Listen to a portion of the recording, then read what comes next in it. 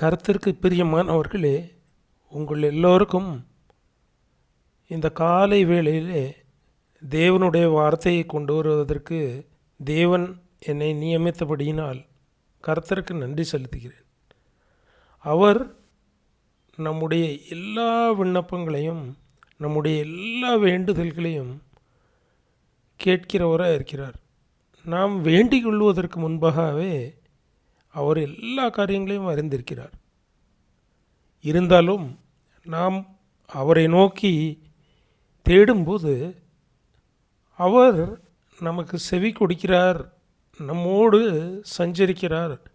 நம்முடைய ஜீவனுக்குள் அவர் ஜீவனாக இருக்கிறார் என்பதை நாம் உணரும்படியாக நாம் அவரை நோக்கி ஜெபம் பண்ண எப்பொழுதுமே காத்திருக்க வேண்டும். அவரிடத்தில் ஜெபம் பண்ண வேண்டும். அவரை நோக்கி நாம் ஜெபிக்கும்போது நமக்கு அநேக அற்புதங்களே அவர் செய்கிறவராக இருக்கிறார். அவரோடு கூட வாழ்கிற வாழ்க்கை தான் இனிமையான வாழ்க்கையாக இருக்கிறது. நாம் பல நேரங்களில் நாம் ஜெப வாழ்க்கையை நாம் விட்டுவிட்டு பலவிதமான எண்ண வாழ்க்கை வாழ்ந்து கொண்டிருக்கிறோம். ஆதலால் இந்த நேரத்தில் நம் தலைகளை தாழ்த்தி அவருக்கு முன்பாக முழங்கால் படியிட்டு அவரை நோக்கி சில நிமிடங்கள் ஜெபம் செய்யலாம். ஆண்டவரே, நீர் எங்களுக்கு எங்கள் குற்றங்களை மன்னிக்கிறவராக இருக்கிறீர். எங்களுக்கு அநேக அற்புதங்களையும் ஆசீர்வாதங்களையும் நீர் செய்கிறவராக இருக்கிறீர். எங்களோடு கூட இருந்து எங்கள் குற்றங்களை எங்களுக்கு மன்னியும். எங்களுக்குள் நீரே அப்பா வாசமாயிரும். எங்கள் உள்ளத்தில் நீர் ஒரு ஆலயத்தை, ஒரு சர்ச் வைத்திருக்கிறீர் ஆண்டவரே. எங்கள் இருதயத்திலே நீர் வாசம் செய்யும். நீர் எங்கள் வாழ்க்கையை ஜீவனுள்ள வாழ்க்கையாக மாற்றும். நீரே ஆசீர்வதித்தரலும். வரும் வாரங்களே அப்பா நீர் இன்னும் அற்புதமாக இன்னும் அநேக ஆசீர்வாதங்களினால் நிரப்பியறலும். எங்கள் மீது இருக்கும் குற்றம் குறைகள், எங்களுடைய சாபமான காரியங்கள் எல்லாவற்றையும் குணப்படுத்தும். இயேசுவின் மூலம் ஜெபம் கேளும் ஜீவனுள்ள நல்ல பிதாவே, ஆமேன். இன்று தேவன் நமக்கு கொடுத்த வசனம் எசேக்கியேல் எழுதின 44ஆம் அதிகாரம் 30ஆம் வசனம். எசேக்கியேல் 44 verse number 30. சகலவித முதற்கனிகளில் எல்லாம் முந்தின பலனும் நீங்கள் காணிக்கையாய் செலுத்தும் எவ்விதமான பொருள்களும் ஆசாரியர்களுடையதாயிருப்பதாக. உங்கள் வீட்டில் ஆசீர்வாதம் தங்கும்படிக்கு நீங்கள் பிசைந்தமாவில் முதற் பாகத்தையும் ஆசாரியனுக்கு கொடுக்க கடவீர்கள்.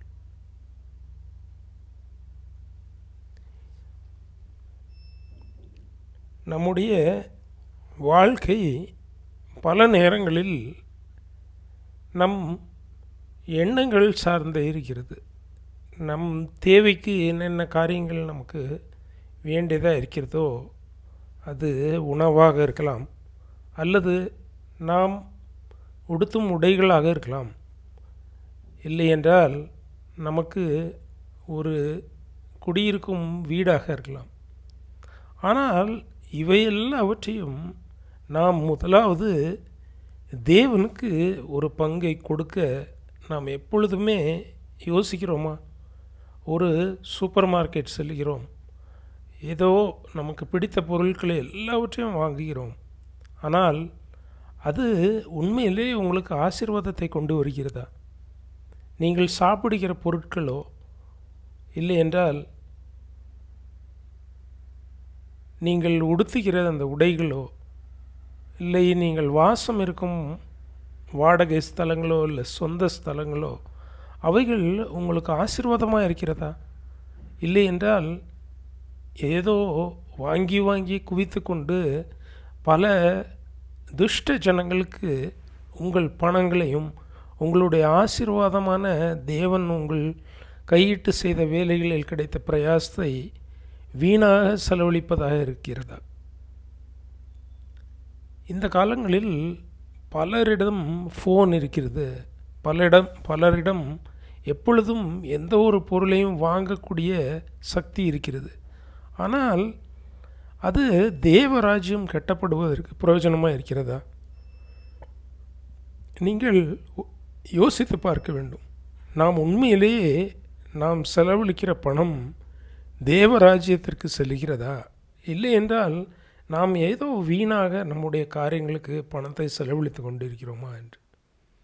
நாம் தேவராஜ்யத்திற்கு, தேவனுடைய ராஜ்யத்தை கட்டுவதற்கு பாடுபடுகிற ஊழியக்காரர்களுக்கும், தேவனுடைய மனிதர்களுக்கும், ஆசாரியர்களுக்கும் கொடுக்கும்போது அது பணமாகவோ இல்லை ஒரு சிறிய பொருளாகவோ இருக்கும்போது, தேவன் சொன்ன பிரகாரமாகவே அதை செய்யும்போது அது உங்களுக்கு ஆசீர்வாதமாக அமைவதாக இருக்கிறது.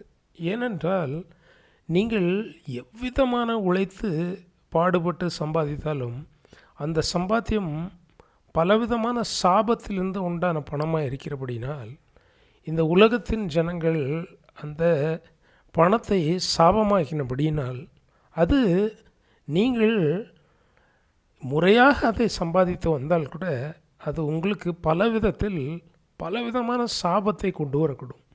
அதற்குத்தான் தேவன் பலவிதமான அவருடைய முறைமைகளை வைத்திருக்கிறார். அவர் சொல்லுகிறார், சகலவிதமான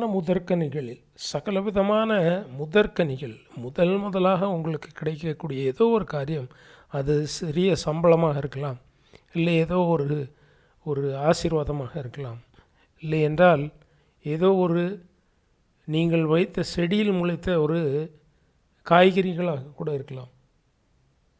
சகலவிதமான உங்களுடைய முதல் பலனையும் நீங்கள் காணிக்கையாய் செலுத்தும் எவ்விதமான பொருட்களும் ஆசாரியர்களுடையதாக இருப்பதாக என்கிறார். உங்கள் வீட்டில் ஆசீர்வாதம் தங்கும்படிக்கு நீங்கள் பிசைந்த மாவில் முதற் பாகத்தையும் ஆசாரியனுக்கு கொடுக்க கடவீர்கள். பிசைந்த மா என்பது இது ஏதோ நீங்கள் சம்பாதித்த பொருட்களையோ இல்லை நீங்கள் செய்யும் உங்களுடைய பொருட்களோ வீட்டில் இருக்கக்கூடிய ஏதோ பொருளோ அல்ல. பிசைந்த மா என்பது உங்களுடைய வருங்கால திட்டங்களாக இருக்கிறது. நீங்கள் யோசித்து வைத்திருக்கிற ஏதோ ஒரு காரியமாக இருக்கலாம். முதலாவது நீங்கள் உங்களுடைய திட்டங்களை தேவனுக்கு முன்பாக தெரியப்படுத்துங்கள். உங்களுடைய முதலாவது பிரயாசத்தை தேவனுக்கு கொடுங்கள். உங்களுடைய 10% 10 முதல் 20% உங்களுடைய எந்த ஒரு காரியத்தையுமே தேவனுக்கு கொடுத்து உங்களுடைய வருங்கால திட்டங்களை தேவனுக்கு முன்பாக அறிக்கையிடுங்கள். உங்களுக்கு முன்பாக ஏதோ ஒரு தேவன் நியமித்த மனிதன் இருப்பான். அவன் மூலமாக நீங்கள் ஆசீர்வதிக்கப்பட்டிருப்பீர்கள். அவன் தேவன் அனுப்பின ஒரு தூதனாக இருக்கிறான் உங்களுக்கு, அல்லது தேவன் அனுப்பின ஒரு ஆசாரியனாக இருக்கிறான் உங்களுக்கு. நீங்கள் அதை நினைவு கூர்ந்து தேவனை மகிமைப்படும்படியாக, அது மனிதனுக்கு அல்ல, நீங்கள் தேவனுக்கு செய்யும் பிரகாரமாக செய்யும்போது உங்கள் வீட்டின் சகலவிதமான காரியங்களும் ஆசீர்வதிக்கப்படும், நீங்களும் ஆசீர்வதிக்கப்படுவீர்கள். ஆகவே இந்த வசனத்தின் உள்கருத்தை, ஆழமான கருத்தை உணர்ந்து கொள்ள கடவோம். தேவனுக்கு முன்பாக நம்மை தாழ்த்தி இனி வரும் காலங்களில் தேவராஜ்யம் கட்டப்படும்படியாக நம்முடைய சகலவிதமான காரியங்களையும் நாம் ஒப்பு கொடுப்போம். 10 முதல் 20% தேவராஜ்யம் கட்டுவதற்கு நாம் செலவிடுவோம். அப்பொழுது தேவன் நம்மை ஆசீர்வதிப்பார், நம்மை பாதுகாப்பார். God bless you all.